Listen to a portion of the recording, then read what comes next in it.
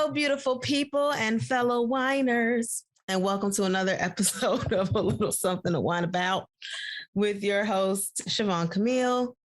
And Diane Michelle. Where we whine, W-I-N-E, about life, love, relationships, and more, because sometimes you just need to whine a little. And today we will be whining about going back to school because, September. Yes, get out of my house. So please whine with us responsibly. Do not drink and drive. We don't want to be responsible for that. Okay? Thanks, guys. Nope. I got the one word backups. Hey, everybody. How's your week going? I hope it's going wonderful. Ours are moving right along. Mine has been extremely eventful with me starting to go back to work post-COVID, mid-COVID, and COVID, whatever you want to call this season. So just getting back into the swing of things of going to a regular job and continuing everything else in my life that I have picked up during COVID. Man. I know, right? So this week, as you guys know, the children, if not this week, maybe before this, depending on where you live, your children have started to go back to school. And anybody who is a parent, guardian, someone, a staple role model figure knows what back to school is like. So before we jump into that topic and start whining today, you guys know it. We have to let you know what we're whining on. So Siobhan, tell us what you're whining. So I am whining, as we're always popping grapes, a white Zinfandel. Popping grapes. And this thing is actually pink. And when I went to go get it, the guy was like, I know what it was. I was looking for something else by the same maker. So it's by Behringer. And I was looking for something else that I'd had up in the mountains. I can't remember what it was, but they didn't have it. But he was like, well, we have a white Zinfandel. I said, oh, okay. He's like, it's not really white, it's pink. And I was just like, all right. I mean, I've never had it. I've never had a white Zinfandel. I mean, I went in there looking for something. You don't have it, ? But you have something else, ? But the something else is not really what you're describing, ? That just sounds like it should stay there. I mean, I was here for it because I've never had a white Zinfandel. I know I don't like Zinfandel, I believe, based on the Voga red blend fusion that we had. That was like 65% Zinfandel, and y'all could have kept all them 500 grapes. You didn't need to do that to them grapes for that. At all. But this is, so I'm not really sure what this is. And here's why I say that. So okay. It on the back, it says taste, dry, semi-dry, semi-sweet, and sweet. And this is legit directly between semi-dry and semi-sweet. So I don't really know what that makes that. Like, what is it, just semi? Yeah, like a half and half, baby. Like it might be right in the middle. Like, I don't even, whatever. So we're here, guys. So I will be having a white Zinfandel by Behringer. Pray for me. We'll see what happens. And what are you wanting today? So outside of that, hold on. Before I tell you, why is it that you always get wines that have like a rating on the back and mine's never? They're not always though. Not all of mine have a rating on the back. It's just these. No, mine's never. Like, I've never seen it on mine. Ever. I think something's wrong with my wine store. But anyway. I'm wondering if that's an American thing. Well, maybe not, because you get like stuff from California. So I'll take that back. I don't know. That's America. Retraction. No, but that's what I'm saying. Because I was going to say, this is American. So maybe the rating stuff comes on American wines, but you've gotten wines from America that don't have it. So I take that back. I retract it. Yeah. Okay. I'm with you now. So I have a French wine today. I have a Bordeaux. Mm-hmm. And it is by, excuse me if I murder your name, it is not intentional. Oh, Lord. And then there's the dramatic pause. God, yeah, guys. Yep, my tongue is completely stuck. Oh, we went over this earlier, ladies and gentlemen, so I'm going to help her out. It's by Monton Cadet. Yes. Monton Cadet. Monton Cadet. That's what it was. I couldn't get Monton out. It was Molten. Yeah, it was coming. Mountain. I should have Mountain Cadet. I had Cadet. I couldn't get Monton. So Monton Cadet is what this Bordeaux is. And I should have put on glasses so that I can read the back, but I'm not. It says something about taste notes, raspberry and cherry aromas. Okay, I'll read that at the end. But that's what I'm whining on today while we whine about back to school again. Yo, I'm so glad I'm not the only person that thinks that song. I literally was thinking of that song earlier. And I know everybody like hates on Grease too, but all I can think is, oh my goodness, your child come down with a fatal disease. I'm sorry. I love me some Grease too. So, okay, sidebar, real quick. I didn't know there was a Grease 2 for a long time. Yeah, me neither. I knew it was Grease, and then one day I was up randomly, and it was like, Grease 2. I was like, Grease 2? I said, man, what they done did now? And then I saw Michelle Pfeiffer, Old Tale. I was like, this has to be old. Why have I never seen this? Girl, when my girl hit the remember, I said, oh no, Michelle, don't do that. I do like Cool Rider though. That was one of mine. Cool Rider. But she with the dance. She was flicking, man. She was flicking them wrists. Flicking them wrists. O-M-R-I-D-D-R.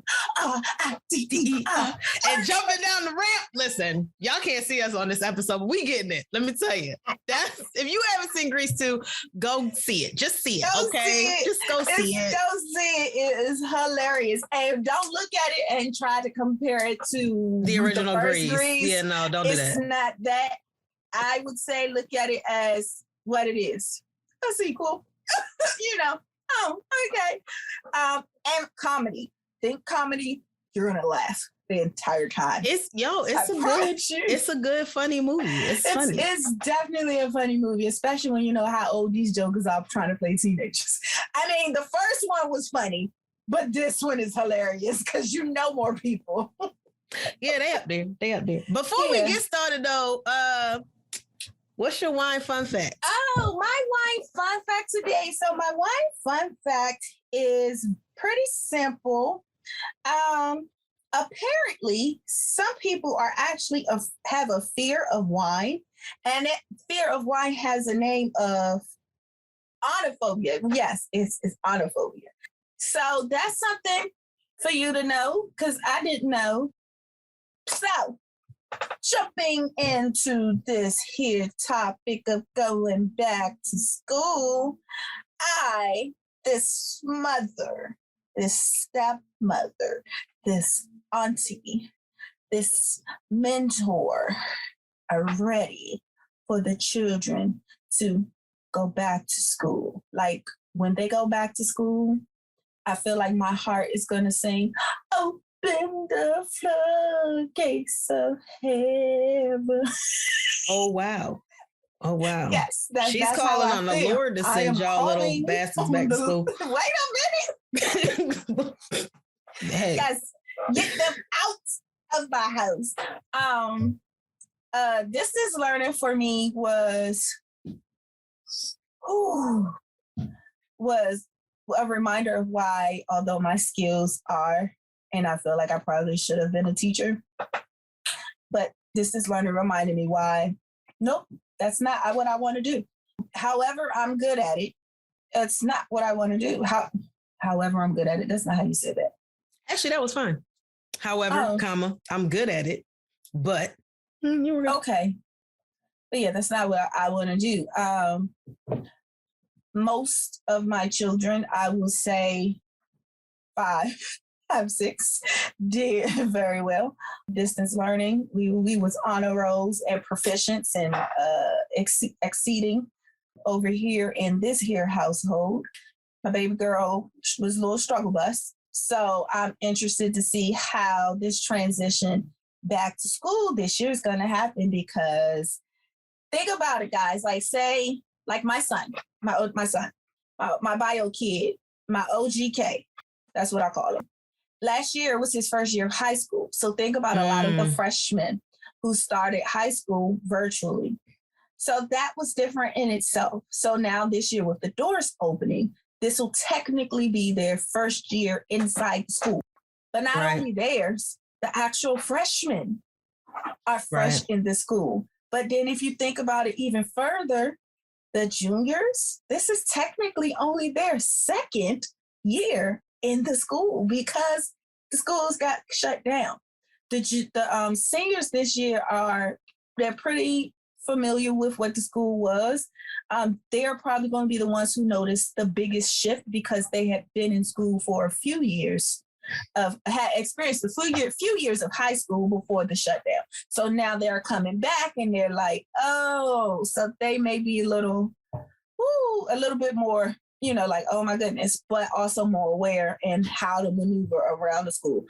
But pretty much basically think about it, just for the high school, you're looking at pretty much a brand new set of kids all the way around, so this is pretty new to just about everybody going into, and I'm just speaking in reference to high school because, it's the shortest amount of years for the most part in school.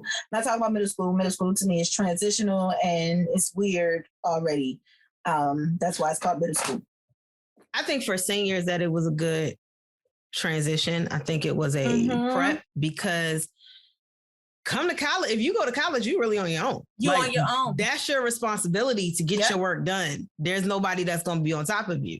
Yep. So if your junior year you fail, you might really want to look at your senior year and go, do I want to go to college? Because whatever it is that you put in your junior year, if you're going into being a senior, that was college prep, baby. That was really, when it comes to being responsible.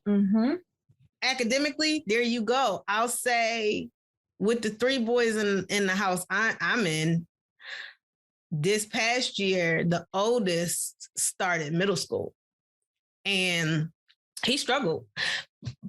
Part of it, I think, you learn kids. So part of this, the oldest son is like his mother. He is his mama in that he needs attention.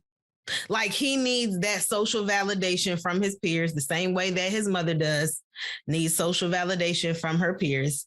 And so for the first semester, like his grades were not where they could be because he's naturally very intelligent, but he was not applying himself. He was falling asleep. He was distracted with the TV. It doesn't work for everybody. That was him, 12 years old. Now, the third grader in the house, who's autistic, flourished the whole year because he didn't have those distractions. And his school, I think, didn't mind him having a fidget, but I know that it's been a thing at some places. Like he does better if he has a little fidget in his hand because his hands just have to move. He has to be doing something. He was better if Roman was under the table and he could put his feet on Roman and just run back because Roman likes it. Run his feet back and forth on Roman and Roman's just laying there loving it. He has to be tactile touching something else for him to focus. I forgot what that's called. It's, I literally just heard this term, but go ahead. I'm sorry. I forgot. But he has to be that person to learn. So he'll actually have stuff going in his hands. And I know it was an issue before, I think in first grade and part of second, because they would be like, oh, he's always got something in his hand. And, teachers, I think, have a very strange, indoctrinated way of thinking how people learn. And that is my issue with school in general. Like the way people teach is like, it can only be one thing. Like that's what we are taught. And when the truth is, there are Montessori schools for a reason because some kids need that hands-on. There are some students who learn better through sight, some who learn better through sound and just hearing it, some who learn better through doing and writing stuff down. Like I will remember what you tell me. As you know, I'm very good with conversations. As one of my exes hate about me, I will quote you to the moon. But when it comes to learning, I have to do it. Like, that's not gonna work for me. But teachers, I think, saw him with the stuff in his hand and thought like it was a distraction. That he's distracted, but he's not. The way his mind works, and that's my other issue with schools. We don't teach enough teachers how to identify individuality of students. That's something that I try to make sure. I'm sorry not to cut you off. I try to make sure, especially I'm a parent-teacher conference person. I'm the parent that's the PTA, but I'm not. You won't see me, but you'll see me in the PTA. But parent-teacher conference, kids activities, I'm there. But that's something that I try to stress to my children's teachers off the break. You cannot lump them, especially my baby girl. You can't lump them. She learns different. Her attitude is different. You can't lump Robbie with his attitude. He will get X, Y, and Z. And I try to tell them their individual, speak to their individuality so they understand. You can't treat mine like you treat Bobby, Jim, Shamika, Susie, but you shouldn't be doing that anyway. Like, to me, shouldn't. Good teachers realize all of their students are individuals, period. Mm-hmm.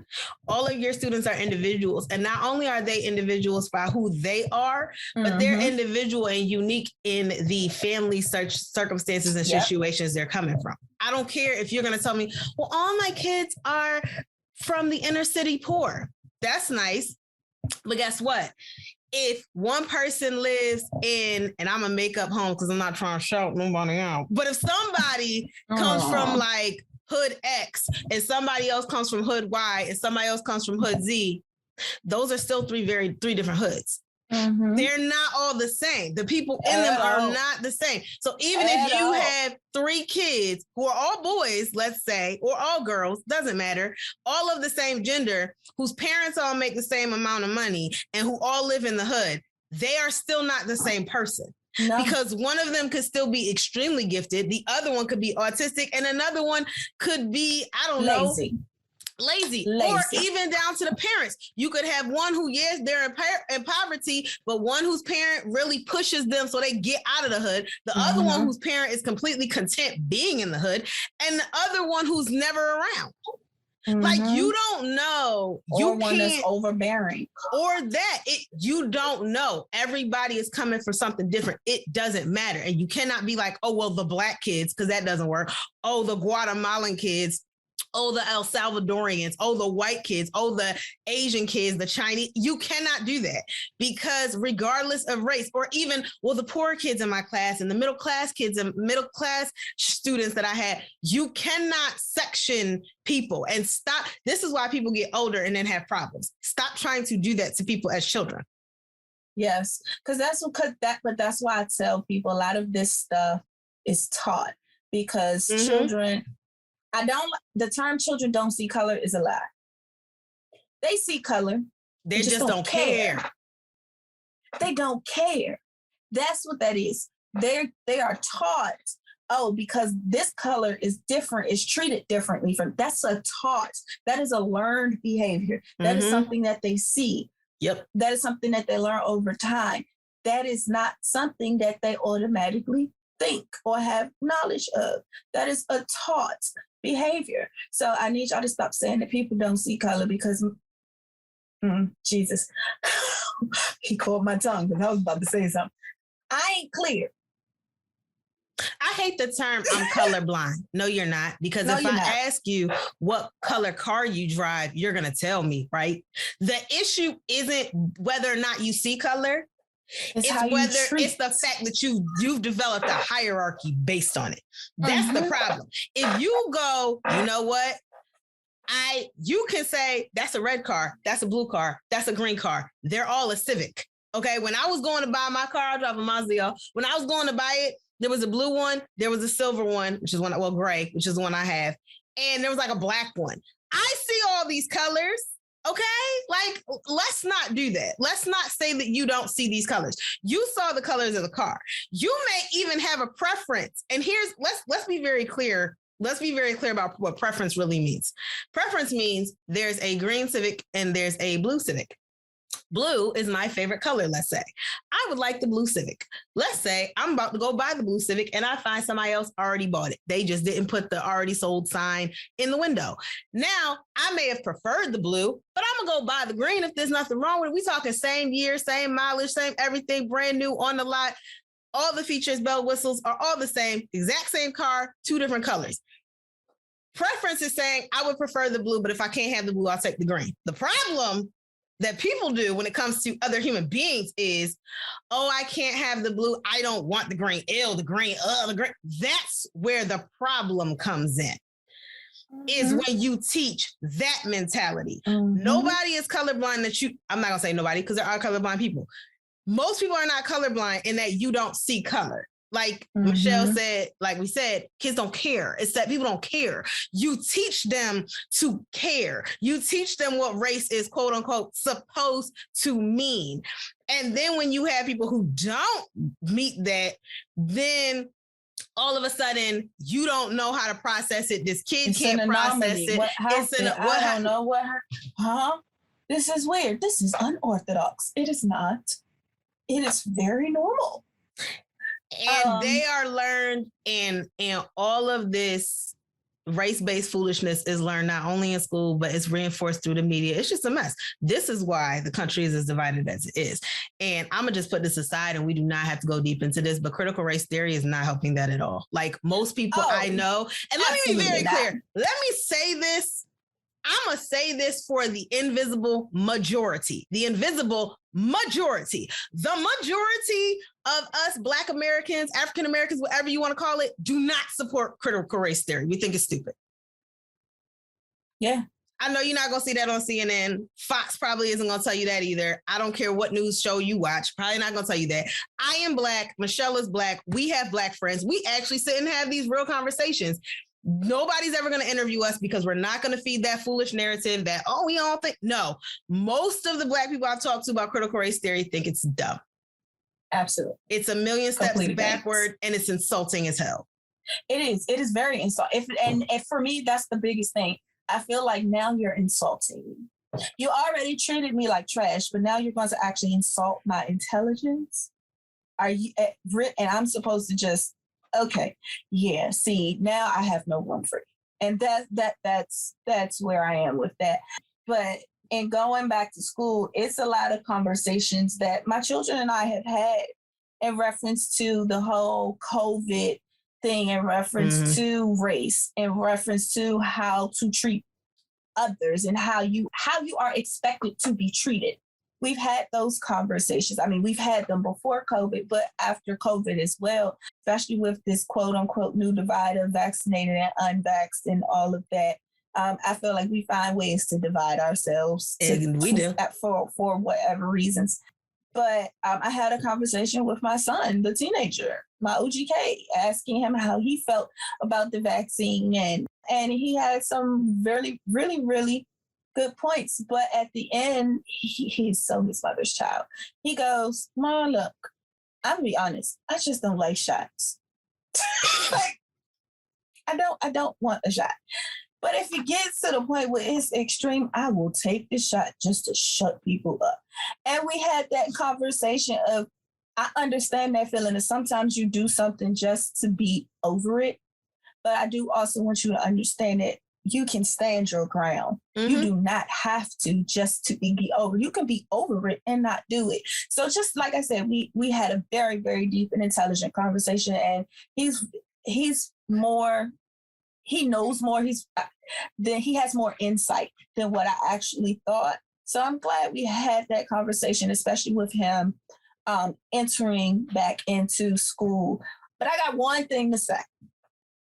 If y'all, the world, media, government, Biden, all of y'all, if y'all are going to close these schools down after I done bought all these daggone uniforms, the anchor that you are going to feel, Slim, somebody give me my money back. We have 6 children. Everybody wears uniforms. except for Mara. She's in Ohio, which is even worse because now she needs clothes.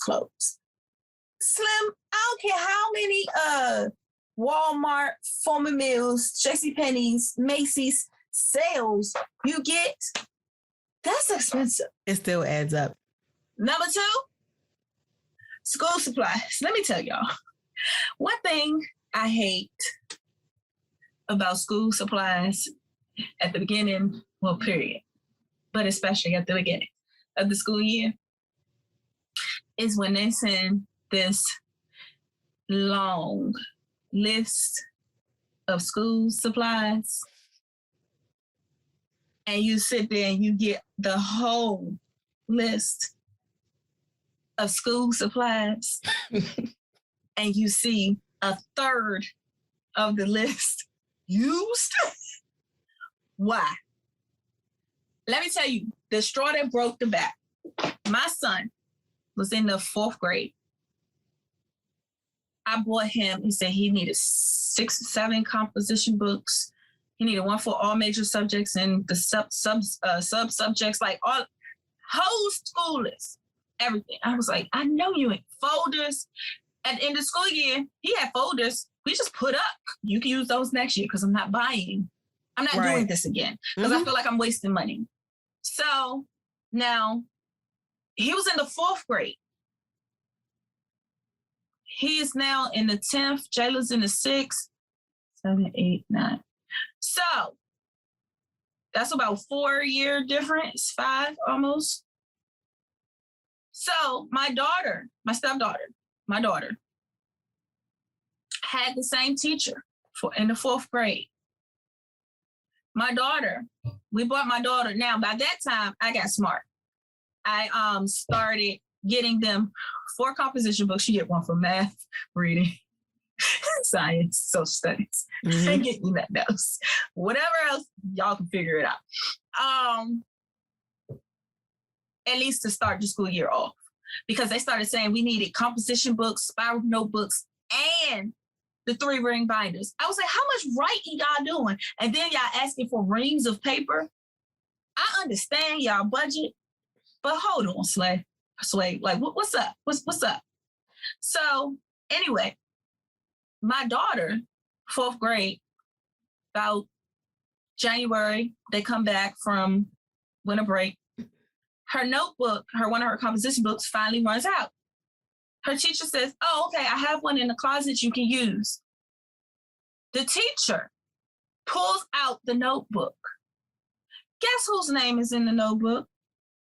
But I was going to say, I've been hearing this, and this is what I have heard from a bunch of parents, is that these lists are subsidized lists because they basically send these lists to parents to get twice as much than their actual child needs, because they're anticipating people whose parents can't afford it, people whose parents just don't do it, people who forget stuff, all of this. So you basically have the more involved, or involved and or financially stable, because you may be financially stable and not involved, and or whatever, parents buying all these supplies for everybody else's kid. Like, no.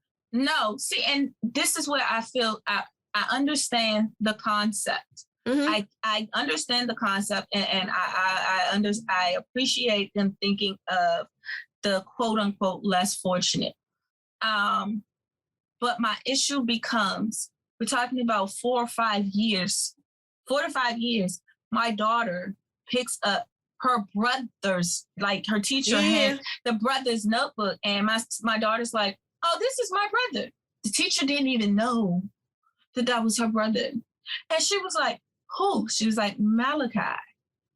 Oh my God, that's your brother? She's like, yeah. And from then on, it was like, one, she treated her different because Malachi was like one of her favorite students, and then Jayla ended up, it was a whole thing. But for me, it was a little aggravating, because if that was 4 to 5 years ago, how much of 4 to 5 years stuff do you have you in there? have, And you're right. still consistently asking people for this. Because now, after a couple years, it becomes access. It becomes access. So now when you have access, I need you to bag back. At least take a year, bag back, maybe 2, bag back. Or cut down what your request is. That's what I mean, bag back on your list. Like cut down your list for a year just to see. You know what I'm saying? Like do something. One, because again, parents like myself, we don't mind for the less fortunate, but don't make us do it every year. You get what I'm saying? Especially if it's not needed. Right. Like, and then you send us a list in the middle of the school year. Hey, they're coming back to school. They need new, Go in that closet. Go. I don't send anything. Only thing I send, tissue, paper towels, Clorox wipes. Those things, yeah, y'all need that. I don't mind that. Like, what you be need? clean, be clean. Be clean, yeah, be clean. I don't need nobody getting sick. Like, and this was before COVID. So, I understand that, you know, so that's why I was like that, the disposable, the toiletries, I'm cool with that. Hand soap, I'm cool with that. But these notebooks, it's like, come on, y'all. Come on. And then at the end of the school year, they bring back a notebook that's half used. Oh, I drew 2 pictures in it. This was for art.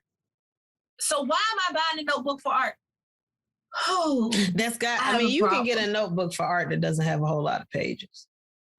I understand that, but I don't need to buy a notebook for art, period, especially if I'm turning in, like I'm the parent that's turning in boxes of reams of paper, each teacher. So first day of school, while all my children in elementary school, first day of school for me, I took off because they couldn't carry, and that's the other part. You want all these school supplies. A lot of these children ride buses and stuff like that. They can't carry all of this stuff. So now the parent, us good ones anyway, are taking off to who, if you actually get the school supplies, to deliver the school supplies. So now I'm literally playing delivery girl. Mm-hmm. You know, like literally I deliver a box of paper to each one of my kids' teachers at the beginning of the school year. And literally with a card saying, don't ask me for nothing else. Because I feel like I've done my more than enough, right? Like I've done it. Like it's somebody else's turn. That's why I say I'm involved in the PTA, but I'm not, because when they get too deep, I'm like, y'all doing too much. I'm out. I'm that parent, because I feel like I don't mind going over and above for my child, but when it gets to the point where it's excessive, no, absolutely not. And because at that point, you're not thinking about the parents who actually who are able to, when you constantly pull at that resource, eventually that resource runs out. So I need us to be, you know, the schools to be aware of that as well. So those are probably my biggest things outside of, oh, I got to get my hair done. I got to get this done. Oh, that preparation.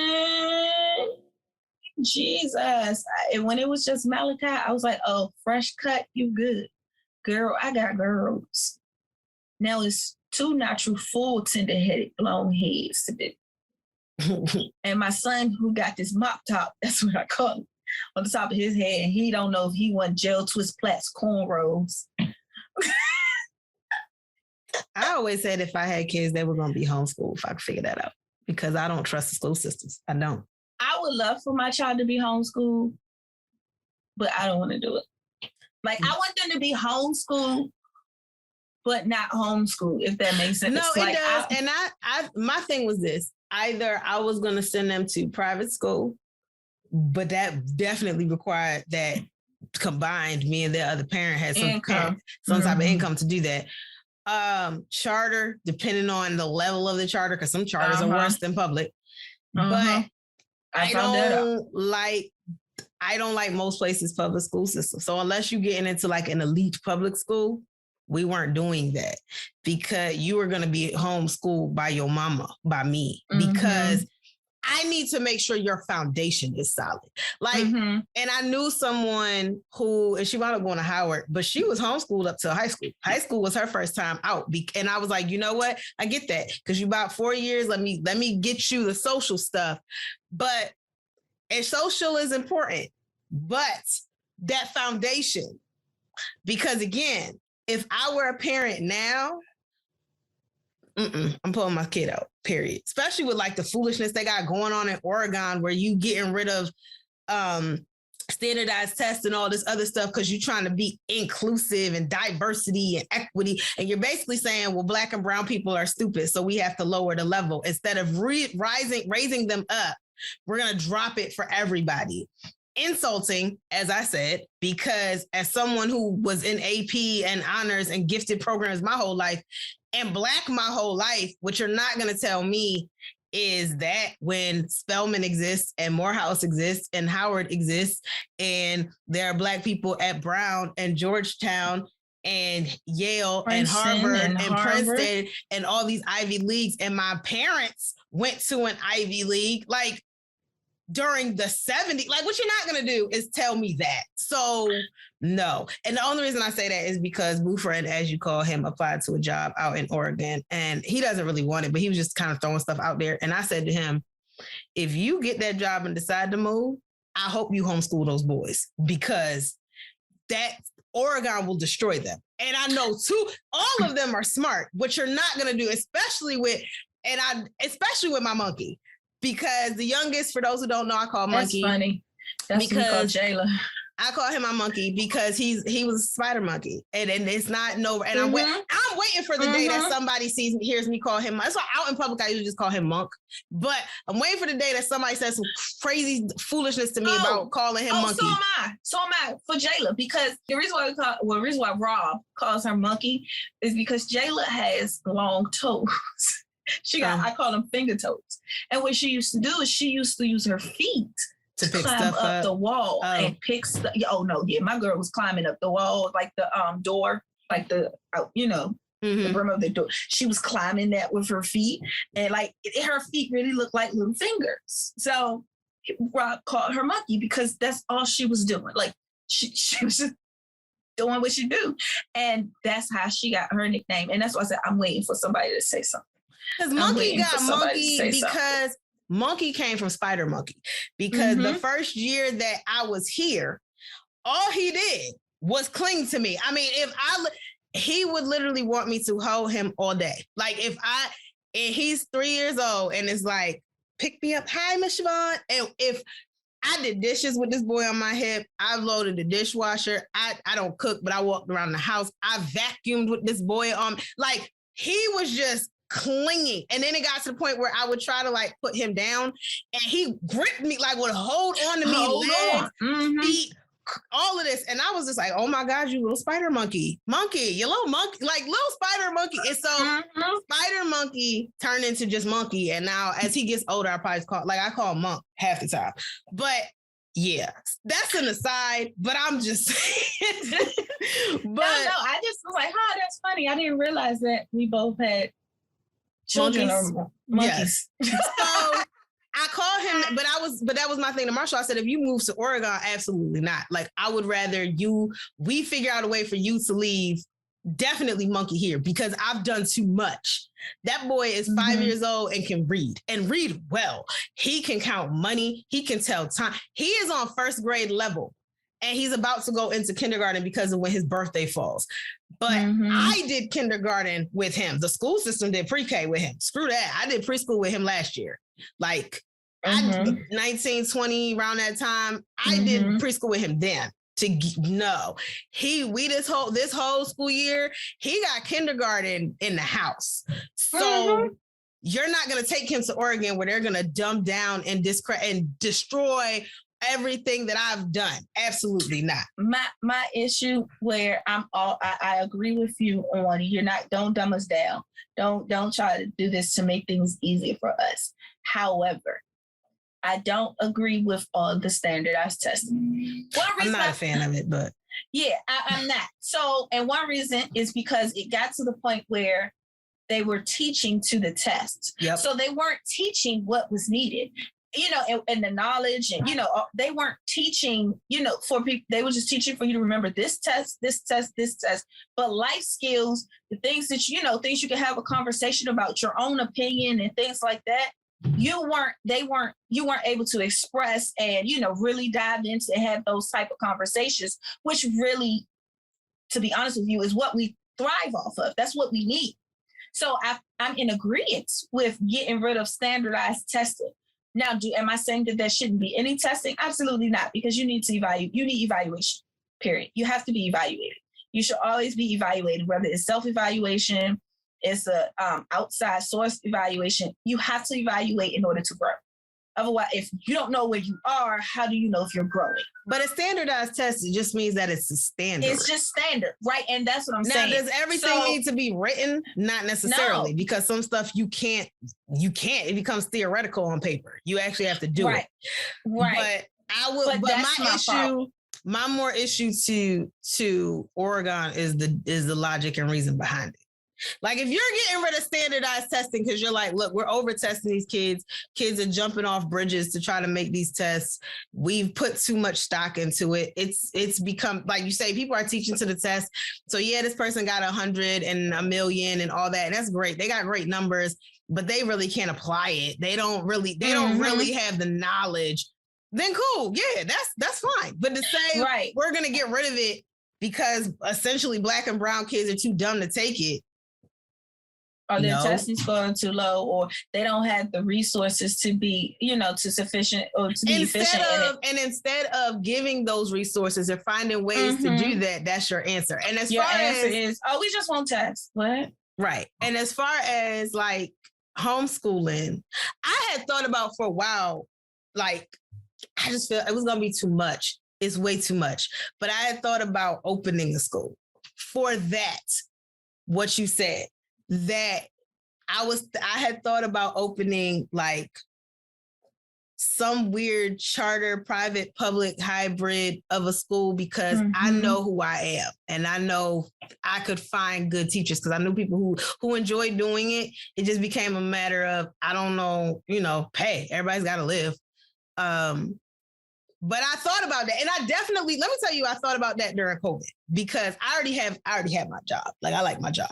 But if I didn't, I thought about the fact that I know people who didn't want to or could not do homeschool for their own kids. Yep. Oh, I know. I think I know what you're talking about, because I had a thought too, because somebody asked me, well, Michelle, since you're home, what are you going to do? I was like, in actuality, I knew I was going to have my children, but at some point I thought I was going to have my nieces and my nephews. And at one point I did have my nieces and my nephews, and I had them set up certain ways. And I thought about as a source of income, because I was still getting paid for my regular job, but as a source of income for myself, I was thinking, especially because I know that's my skill. And to help parents out, because again, that's my skill and I don't even like doing it. So I can only imagine someone who doesn't have that skill, who doesn't have the patience, who doesn't have not even the tolerance to do that. So I understand what you're saying. And I think that will actually be that there's a market there. There's a need for it. And you should definitely look into that. I'm not going to be a teacher. Doing that now. I'll be a substitute. Between the school work and this podcast, I don't have that time. But I'm gonna say this to somebody out there. Let me plant a bug in somebody that somebody needs to hear this. Collective, because she done got too many bugs in my ears. I'm done. Collective homeschool, because I know they are pushing more and more with COVID. Virtual classrooms and virtual schools already existed. Virtual public schools already existed. There are true homeschool tutoring programs or classes. Connections Academy is the one that comes to mind, because I know there's a place in Maryland with it, and I know there are others because I keep seeing commercials. And I realize that a lot of parents, I think their thing is, well, we want the kids to get together. You don't necessarily want, that's why even like I say, the girl I knew who was homeschooled and didn't go to regular school until high school, she was still involved in sports, because at that point and at that age, you can still do like soccer teams, and they have the citywide leagues and all countywide leagues, Boys and Girls Club, all that greatness. So I'm just putting the bug out there for people who aren't in a rush to send their kids back to public school. There are other options, and maybe go on Facebook, Instagram, make social media useful work for you, okay? Instead of just, a place to rant and rave and go off and on and all this back and forth about politics and foolishness that doesn't even matter really. To find a community where y'all can educate these kids together. And it doesn't have to be a big class. I mean, quite frankly, if I had, like, for example, if I had kids, right, and live closer, it would be one of those things where I'd have figured that out. Like, okay, well, Michelle, can let's do school at your house Monday and Wednesdays, do school at my house Tuesday and Thursdays, and then Fridays we'll do school over, at Sean's house or whatever it may be. Right. And get your community. And so your kids go together, they still have that school environment, and they'll all be, especially if they're all on the same online platform and around the same age. You teach them to help each other, because that's one thing that I noticed with minds in social distancing. They helped each other, especially like when they were having technical issues, when things is going wrong. One would jump up and say, hold on, Miss So-and-so, I got X, Y, and Z. No one jump up, well, I got it this time, I'm on break. So they will build their own community within the community that they're in. But you just have to create that environment and nurture it. But there are more alternatives, I think, now that are open to schooling for everyone. And that people are starting to recognize, because I don't think it's not that they weren't there. I think people are now really starting to explore them. But go ahead. But I think there are more, like just number wise, there are more. Yeah, they were there before, but you had maybe 2 or 3 options. You have a bunch at this point. You have a bunch of online tutoring programs, online virtual public schools, for real, where you don't even have to pay anything. You don't. It's virtual public school. That teachers who are qualified and who want to be there versus those who, and who will really look at your kid as an individual, because your kid is one of 10 that they have. Because a lot of these things, these virtual classes have size limits for that are truly built for that. I'm not talking public schools where it was foisted on them because of COVID. I'm talking about businesses and organizations that were built with your children in mind. That would be the type of that was thing a that I would whole want. Another thing. And the teacher was like, give me a minute. I'm like, look, I understand. I'm not one of those parents that is not understanding to know that you literally have 25 to 30 children who you are trying to make sure are on video, on camera, everybody's muted. Are you listening? Somebody's getting it, somebody isn't. Why are you up? Can I go to the bathroom? My computer's not working. I can't hear you. Like the teachers having to learn to be more tech savvy than ever. Like they became IT experts. I feel like they could have went to my IT computer career and took a course and earned more money, to be honest with you, after being a teacher last year, like for real. But with them going back into the schools, I'm ready. I think for the most part, the children are ready, because it's one thing to be at home. Like if you're doing like at home, like schooling, like, homeschooling, it's not even the same as, it's not the same as going to school and then having to switch to homeschooling. It's a different mindset for that. And I don't think a lot of the students who have been exposed to traditional schooling are mentally capable in the long run to handle that, because it's like, oh my God, I never leave the house. Oh my God, I went outside, but it's not, I think that shift in environment is a good thing too. Being away from your parents. I mean, everybody needs a break. So I'm not ignorant to that. But I also acknowledge there were students like Ethan, the one, the autistic one in the middle, who thrived away. Like Malachi, and he is who he is. I love my baby.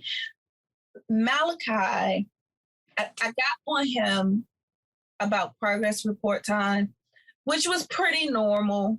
Progress report, like first progress report, hey, yo, what you doing? Hey, it's school time, wake up. Summertime over. So after that mental transition, I'm waking up. I will say, like, he woke up on time. He was in class. There were times where I'm like, Malachi, he like, with the hand up, like, I'm in class. Oh, no, Ma, I'm in class. I'm waiting for them to start the meeting. Where before I knew my son has a level of responsibility, but I didn't think that he was prepared for last year's level of responsibility of making sure you're in class, making sure this and stuff. Like, I knew he would get there, but for him to literally jump right into it, even with the struggle being him making the mental transition from summer to school year, he still was on time. Like, he wasn't falling asleep in class. Like, he was there, and his teachers, even for his conference, were like, he's very smart. He's very attentive. He's very, he participated more in class. And that's something that I did notice. When he was in school, his participation was a lot less. He was the kid that he would say things once in a while, but you would have to pull it out of him. Virtual, I would hear him reading out loud, to the class. I would hear him answering questions. He participated so much more. So for him, it was this, for him, it made me comfortable of knowing when he goes to college or whatever he chooses to do, he will take that responsibility seriously, and he knows what's expected, and he can thrive in it. That's the area that he can thrive in. Whereas my baby girl, I know, no. Oh, no. Oh, no. And that's what I'm saying. I think for this, it was for certain kids. Like, yeah. Logan I think some people never would have known their child was that way. But that's what I'm going to say. Like, Logan, like for Logan, he can't do it. He could by the end. It took us the whole first September to December. And part of it was, the other part was also tech issues, because he would submit. I think it got to the point where he was submitting stuff, but his system would glitch. So that's the other thing. I think with so many kids on it so quick, and I know internet were crashing left and rights and everything else. I don't think people took into account that. And so it was hard to prove. So I showed him early, like, look, well, it wasn't even early. I showed him around December, because he and his father got into it. And I was like, about you not submitting stuff, and teachers say you're not submitting. He's like, I'm submitting it, Dad. It's right here. And Marshall was in the room with him once, and he submitted it. Marshall submitted it. And Logan had submitted this thing so many times that he knew the answers to the whole questions by heart. Right, by heart by now. And it kept refreshing. And so Marshall's like, let me do it. So he did it. And he was like, it made us have the question of, well, how many other times did this happen that we weren't aware of, that we're blaming him? So what I told him at that point was, look, you have Google Classroom, create Google folders for each of your classes. So I showed him how to do that. I said, and print screen all of your assignments. Once you fill it in, hit print screen before you hit submit. Because once you print a screen, print to PDF, your screen timestamp is always at the bottom. Yeah. So a teacher can't be like, oh, well, yeah, but you didn't do this on time. Timestamp is always at the bottom. So even if they're like, well, I didn't get it, you can always email it to them, and they can't be like, oh, well, it's 2 weeks late. No, I did this on this day at this time. If the system glitched, not my fault. So for him, I don't even, in the beginning, it was a matter of he slept through a couple classes. He was doing all of this. Again, he is his mama's kid. He needs that attention to thrive. I think he got better later, but he needs that attention to thrive. Ethan was good from the beginning. Ethan, I was so proud to hear him stand up for himself. It was so, God, that's for anybody who don't know, that's my favorite. That's my favorite. I love my monkey, but Ethan's my favorite. And I just remember, because he's so quiet, and I remember hearing him, I was in coming down a hall, and I heard him tell the teacher, well, can you wait a minute, please, and not kick me out? I'm just trying to write it down. And I was like, who doing what to my back. Like, I don't know. He makes me the mama, even though I'm not a mama. Girl, He makes me that. You're right. So Layla, got my struggle, baby. Layla was at one point was submitting stuff, and it was glitching. So I immediately taught all of them because they had the Chromebooks. Screenshot. Yep. Screenshot, save. Yep. Email it to yourself and to your teacher. I've done X, Y, and Z. So I remember one assignment, like you said, they were doing, she was doing it, I was like, so it got to the point where it was her assignments when the teacher would post them, they wouldn't, like the worksheet wouldn't pop up. So I was like, I can't. So I was literally, we cannot see this assignment. We cannot see this assignment. This assignment is not coming up. So I figured out, and when I say I sat down, and that's the one thing that I did. When they gave them Chromebooks, I sat down as a parent and worked myself and learned the Chromebook and how to operate and navigate through, as you should. And I was glad that I did, because when those issues popped up, a lot of the teachers, where if they were talking to the student, they would be short with the student. And it's not because they don't think the student is doing it. It's because they have 26 other students. Right. So before they got short with the student, I'm one to jump on, because get short with me. Right. Because one thing I don't do that. And I don't have to get gangster on Carson's teacher. Oh, me and her went at it, like with the kids online, to the point where I literally told this woman, because she was like, he's watching TV. Carson's not watching TV. Rob told the lady, he's not watching TV. Well, he's looking at somebody, or somebody is talking. I was jumping in my other son's behind about his behavior. Carson wasn't watching TV. Carson came out of the room to ask me if I could quiet down so that he could hear her. So what you're not going to tell me? Oh, and I went, and she was like, well, man, you know what? I'm grown. I'm not one of your kindergarten students. I'm not going back and forth with you. Now, if you want him to present his project, here he is. And I'm through. Simple. Because I'm telling you, you got some of the teachers you had to get like gutter with, like, hold up. Like one of Jayla's teachers, Rob, we're in our own home.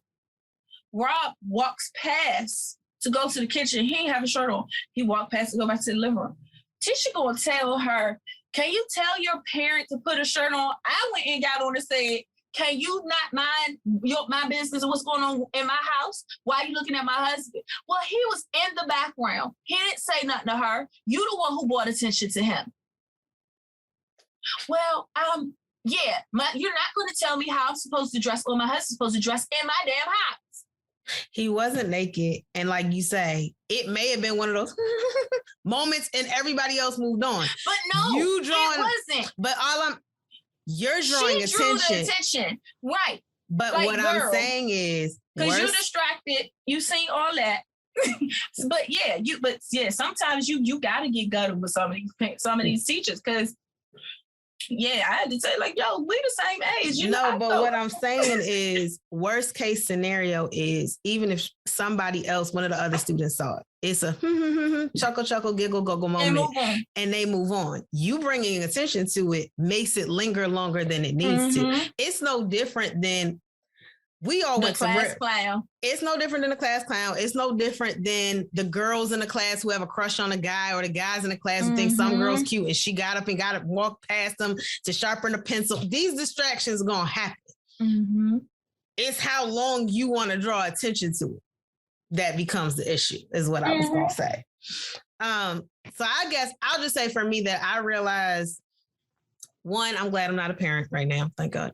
Two, if I were a parent, my kid would probably be homeschooled anyway. So COVID wouldn't have really changed much of anything, because I don't trust the public school system. My kid would be homeschooled up until the 6th grade at very least. And that depends on what middle school we're around. But I can tell you that up until 6th grade, that kid is with me, because I need to make sure your foundation is straight.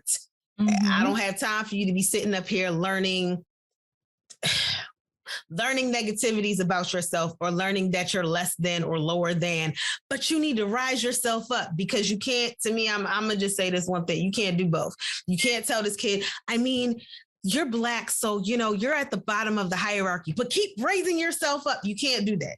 You can't tear me down and then try to build me. No, we're not doing that. You're not doing that to my kid. So if I had kids, number one, first and foremost, they'd have been homeschooled till 6th grade anyway.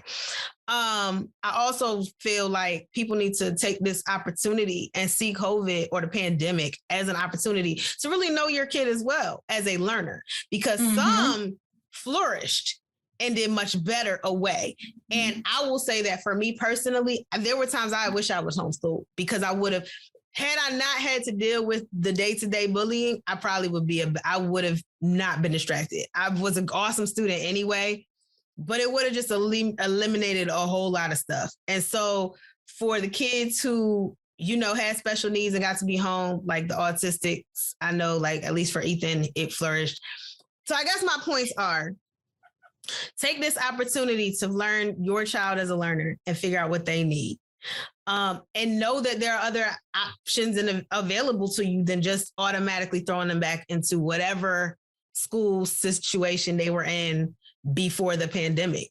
There are free online schools. There are free online public schools. Like, you have options. I will say, well, I hope everybody remembers in this back to school time, you have options. When it comes to whether or not your child gets vaccinated, you have options and you have rights as their parent. When it comes to where they go to school, you have rights and you have options as their parent. When it comes to who they are around, you have rights and you have options as a parent. When it comes to who their teacher is, you have rights and you have options as a parent. And I'm not saying if you decide, it may not be easy, it may not be simple, it may make some other things complicated, but as a parent, you always have that right, and you have the responsibility to ensure your child is getting the best social, physical, mental, spiritual, psychological environment and education that they can get. I absolutely agree. And I don't have too much to say else. And cheers to that. So now that the wine glasses are empty, Siobhan, it's time for the wine review. Tell us what you think of your wine this evening. So y'all know I read the back of the bottle, and this one is actually really disappointing because it just says taste semi notes bursting with juicy red berry and fresh watermelon aromas and lifted by a touch of sweetness. You know what? This wasn't bad. I actually like this white Zinfandel. It says 750 plus awards won by Behringer, but that's the whole Behringer. That's the whole company. That's not just this Zinfandel. That's cute though. But I'll say that this Zinfandel, it was good. It was crisp. It was clean. I definitely did get the berry. I don't really care for watermelon, but I think watermelon taste in this was kind of watery. I think it was subtle. It wasn't heavy. And it is a true semi. Like, it wasn't dry. It wasn't sweet. It was definitely in the middle. It's a nice little dinner wine. If you don't have something heavy, I wouldn't necessarily do anything heavy with this, but maybe a nice good fish, some type of seafood. It's not a steak situation. It's a seafood situation, maybe some poultry. But to me, it's slightly better than average. It's something that I would order out if they were out of my signature whites and I wanted to go, do a white sort of. Because again, this thing is pink colored. So but I'll give it a 3.5. Okay. So my Bordeaux says, yeah, I'm not going to read the back of this because I will butcher every French word that is on the back of this bottle. But anyway, this Montreux Cadet Bordeaux, it wasn't bad. This is not a favorite. I'm going to give this a 2.5. And that's only because it's not memorable. I mean, it's like, okay, you want a wine? Here, drink this. Okay. Like that's what I feel about this. This is not for anything heavy. This is definitely seafood, maybe a good chicken dish, maybe even a light pasta. But that's about it. Yep. That's all I got. So yeah, 2.5 is my rating. It's very pretty. I enjoyed the challenge of learning how to pronounce the name. Look, I did. I'm not gonna lie. I enjoyed it. I still don't think I got it, but. And is that dry or semi-sweet? Regular. So yours is like mine. It's just mid-range. Yeah. That's what I say. It's, to me, this is nothing. This isn't anything significant.